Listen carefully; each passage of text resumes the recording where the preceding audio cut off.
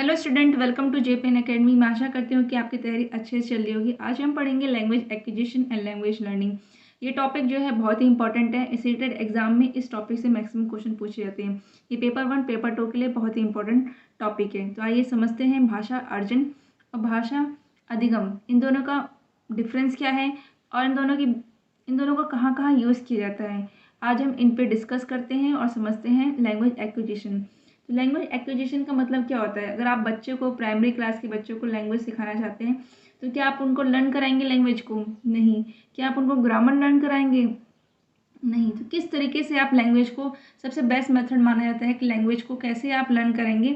बच्चे जो है भाषा को जो लैंग्वेज को एक्विजिशन के अकॉर्डिंग, इन्वायरमेंट के अकॉर्डिंग लैंग्वेज को सीखेंगे। मतलब अपने आसपास के वातावरण से जो टीचर बोल रहा है उसको अधिग्रहण करेंगे, अर्जित करेंगे, एक्विजिशन करेंगे लैंग्वेज को, ना कि रूल्स को लर्न करेंगे, समझेंगे। तो इसमें ये डिफरेंस है लैंग्वेज एक्विजिशन में और लैंग्वेज लर्निंग में। तो लैंग्वेज एक्विजिशन ईजिली बच्चे लर्न कर सकते हैं। लैंग्वेज लर्निंग थोड़ा सा रॉट लर्निंग हो जाती है, रूल्स को समझना होता है, रूल्स को लर्न करना होता है। तो ये सभी प्रोसेस लैंग्वेज लर्निंग में आते हैं। तो हमें ये बात ध्यान रखना है कि पहला क्वेश्चन लैंग्वेज एक्विजिशन किसको स्टैंड करता है, क्या मतलब होता है लैंग्वेज एक्विजिशन का। पहला ऑप्शन दे रखा है कि learning a language without making any deliberate or conscious effort. दूसरा है learning a language through some specific language methodology.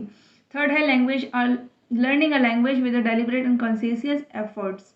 तो इसका सबसे सरल आंसर होगा कि लैंग्वेज को एक्विजिशन करना है वो बिना आप कॉन्शियस एफर्ट्स के, ज़्यादा आपको एफर्ट्स लगाने की ज़रूरत नहीं होगी। आप इजीली लर्न कर सकते हैं लैंग्वेज को बिना किसी एफर्ट्स के, विदाउट एनी एफर्ट्स। मतलब ज़्यादा आपको एफर्ट्स लगाने की ज़रूरत नहीं है, आप इजीली लैंग्वेज को लर्न कर सकते हैं। वही होता है लैंग्वेज एक्विजिशन, कि आप बच्चे को ईजिली लैंग्वेज को सिखा सकते हैं कॉन्टेक्सुअल के द्वारा, कम्युनिकेशन के द्वारा। इस तरीके से आप लैंग्वेज को एक्विजिशन किया जाता है। लैंग्वेज को, अगर लैंग्वेज को लर्न किया जाता है वो बेस्ट मेथड नहीं माना जाता है, क्योंकि वो टफ हो जाता है ग्रामर को, रूल्स को लर्न करना। आप उसको अधिग्रहण पे ज़्यादा प्रायोरिटी देंगे, लैंग्वेज लर्निंग को बाद में, जिससे बच्चे पहले अपने मदर टंग को ईजिली सीख लें। अगर आप मदर टंग जब आप सिखाते हैं, क्या बच्चों को आप रूल के अकॉर्डिंग सिखाते हैं? नहीं, वो ईजिली इन्वायरमेंट के अकॉर्डिंग वो सीख जाते हैं, लैंग्वेज एक्विजिशन कर लेते हैं। नेक्स्ट क्वेश्चन है home language is dash in a natural way. तो आपको बताना है कि होम लैंग्वेज क्या है, नेचुरल वे बताना है, इसका एक प्राकृतिक तरीका बताना है कि जो आपका जो होम लैंग्वेज में जो आप भाषा बोलते हैं उसको आप क्या करते हैं, लर्न करते हैं, या आपको पढ़ाया जाता है, या आपको प्रमोट किया जाता है, क्या किया जाता है? आप एक्वायर करते हैं, अर्जित करते हैं होम लैंग्वेज को। तो इसका आंसर क्या हो जाएगा? एक्वायर हो जाएगा। पहले का आंसर क्या हो जाएगा? फर्स्ट हो जाएगा learning a language without making any deliberate or conscious efforts. Next question है इंग्लिश बिलोंग्स टू, इंग्लिश किसको बिलोंग करता है?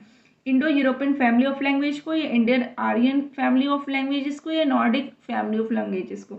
तो आपको ये ध्यान रखना है कि जो इंग्लिश है वो किसको बिलोंग करता है। ये क्वेश्चन इंडो यूरोपियन फैमिली से बिलोंग करता है। ये क्वेश्चन मैक्सिमम बार पूछा गया है, Indo European family of languages. इसका आंसर हो जाएगा Indo European family of languages. मैं जितने भी क्वेश्चन आज करा रही हूँ, सारे क्वेश्चन पेपर में पूछे गए हैं, सारे बहुत ही इंपॉर्टेंट हैं। और इनमें से 5 और 6 क्वेश्चन ऐसे ही एज इट इज़ पूछा जा सकता है पेपर में। तो आप इस वीडियो को स्किप मत करिएगा, पूरा देखिएगा, ये वीडियो आपके लिए बहुत ही हेल्पफुल है।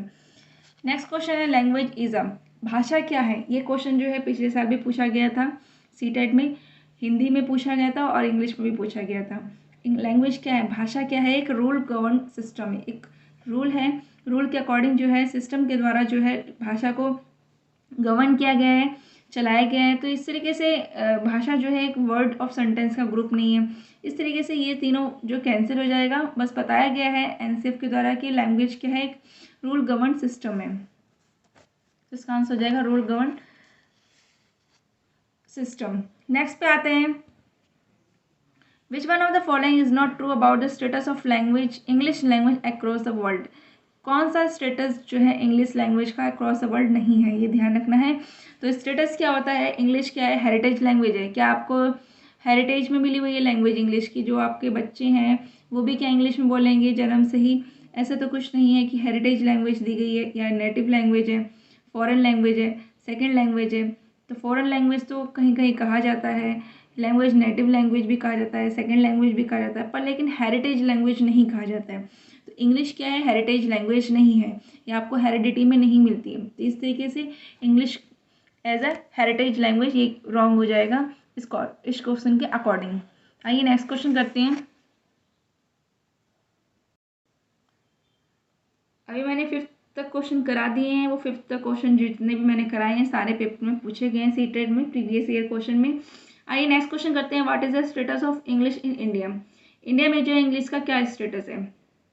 क्या ये ऑफिशियल लैंग्वेज है, क्या ये एसोसिएट ऑफिशियल लैंग्वेज है, या रीजनल लैंग्वेज है, या फॉरेन लैंग्वेज है? ये आपको बताना है।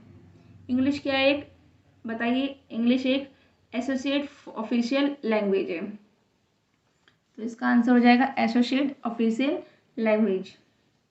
नेक्स्ट आते हैं। According to observation in the national curriculum framework, मतलब कि नेशनल करिकुलम फ्रेमवर्क के ऑब्जर्वेशन में आपको बताना है कि एनसीएफ के द्वारा जो है क्या कहा गया है कि इंग्लिश क्या है, लैंग्वेज कौन सी लैंग्वेज है इंडिया में, फॉरेन लैंग्वेज है, फर्स्ट लैंग्वेज है, ग्लोबल है, सेकंड। तो इंग्लिश को जो है सेकंड लैंग्वेज माना गया। तो इंग्लिश क्या है, सेकंड लैंग्वेज। तो ये क्वेश्चन ध्यान देगा, अगर ऑब्जर्वेशन दिया होगा तब आप क्या लगाएंगे, सेकंड। ऐसे ही सेम अलग टाइप का क्वेश्चन है पर लेकिन कंफ्यूजिंग होने का चांसेस ज़्यादा है, तो इसको भी देख लीजिए। अकॉर्डिंग टू एनसीएफ के अनुसार जो इंग्लिश इंडिया में मल्टीलिंगुअल कंट्री में क्या है, अगर बहुत सारे अलग अलग वैरायटी के यहाँ पे कल्चर हैं, मल्टीलिंगुअल कंट्री है हमारी, तो वहाँ पे जो है इंग्लिश क्या कहलाएगा, ग्लोबल कहलाएगा। ग्लोबल लैंग्वेज है। कौन सी लैंग्वेज है, ग्लोबल। नेक्स्ट क्वेश्चन पे आते हैं। कम्युनिकेशन, जब आप कम्युनिकेशन करते हैं आप बहुत सारे स्किल का फॉलो करते हैं जिसको हम कहते हैं LSRW। क्या बोलते हैं, LSRW। जब आप कम्युनिकेशन करते हैं, क्लास में करते हैं, कहीं भी करते हैं, तो आपको कौन सी स्किल दिखाई देती है, LSRW, जिसका मतलब होता है लिसनिंग, स्पीकिंग, रीडिंग, राइटिंग। तो इसमें से आपको क्वेश्चन बनता है, 2 क्वेश्चन बन जाते हैं कि कौन सा एक्टिव है, कौन सा पैसिव है। तो ये बताना है कौन सी स्किल एक्टिव है, कौन सी स्किल पैसिव है, जिसे कहते हैं प्रोडक्टिव, रिसेप्टिव। अगर आप पढ़ते हैं और सुनते हैं तो वो स्किल क्या कहलाती है, पैसिव। अगर आप लिखते हैं, इसमें आप कॉग्निटिव आपका यूज़ हो रहा है, स्पीकिंग कर रहे हैं, तो ये क्या कहलाएगा कि स्टूडेंट जो है क्या है, एक्टिव है, वो अपने स्किल का यूज़ कर रहा है। ये ऐसी स्किल है जिसमें जितने भी पर्सन हैं वो क्या होते हैं, एक्टिव होते हैं। और रीडिंग, लिसनिंग, इसमें क्या होता है कि आप पढ़ भी रहे हैं, दिमाग आपका कहीं और थोड़ा सा कहीं और डाइवर्ट हो जाता है, ये सुन रहे हैं आप, सुन तो कुछ और रहे हैं, सोच कुछ और रहे हैं। तो इस तरीके से ये स्किल जो क्या कहलाएंगी, पैसिव कहलाएंगी, जिसे हम कहते हैं रिसेप्टिव। क्वेश्चन 10 देखते हैं। Functional grammar bye emphasis. Functional grammar जो है किस पे जोर देता है, इसका मतलब होता है इसमें जो है रूल्स ऑफ लैंग्वेज पे नहीं ध्यान देता है, ग्रामर को नहीं लर्न कराता है। फंक्शनल ग्रामर का मतलब होता है इसमें जो है जो भी ग्रामर सिखाई जाती है वो लैंग्वेज के द्वारा सिखाई जाती है। जो भी कॉन्टेक्स्ट होता है, कॉन्टेक्चुअल पढ़ के, एक पैराग्राफ पढ़ के उसमें जो जितनी भी प्रेजेंट पास्ट टेंस की जितनी भी ग्रामर आ रही हैं वो सारे जो है कॉन्टेक्चुअल पढ़ाया जाता है। उसमें जो है लैंग्वेज का यूज़ किया जाता है, रूल्स ऑफ लैंग्वेज का नहीं यूज़ किया जाता है। तो ये बातें ध्यान रखनी है। इसमें फंक्शनल ग्रामर का मतलब होता है वो किस पे जोर देता है कि लैंग्वेज का यूज़ करना आना चाहिए, ना कि रूल्स को लर्न करना है आपको।